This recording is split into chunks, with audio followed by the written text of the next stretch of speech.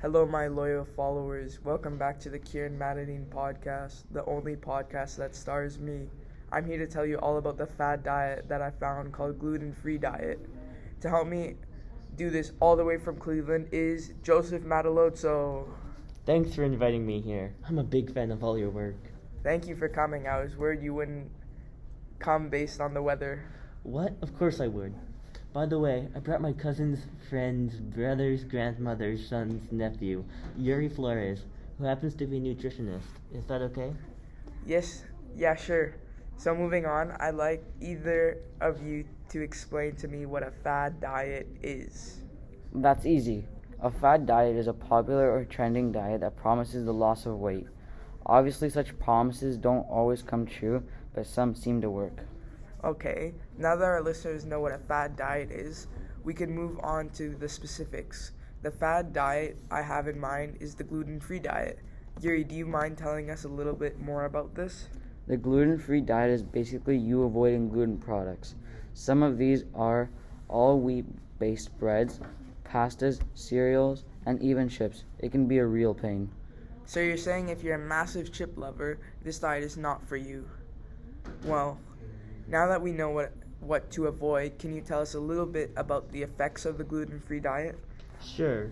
The gluten-free diet tends to zap the energy out of someone who's not taking it for medical reasons, because of the lack of fibers and minerals that are usually supplied by bread, rice, and other gluten products. Wow, to think that I was excited about this diet just a while ago. You guys are ruthless.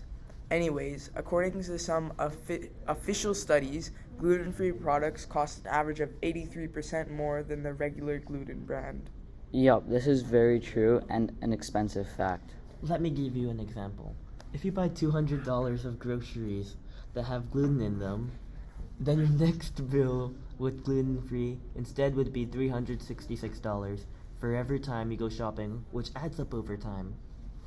Okay, so even all of these down points, is the diet still a good plan? For what we know, this is not the most healthy option, but it is hopeful for people with celiac disease, and it adds the relief of digestive problems, plus much more.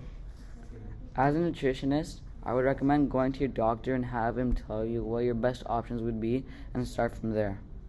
Interesting. So if I would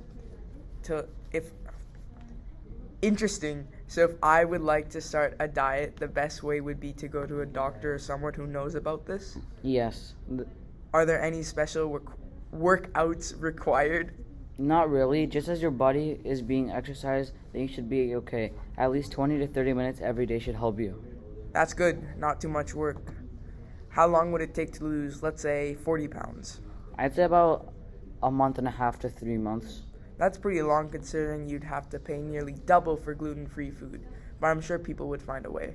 Overall, would you think this diet is good? And please tell me why. No, I think it's a little too much, because with all the price increases and time spent towards this diet, it doesn't have much to show for it.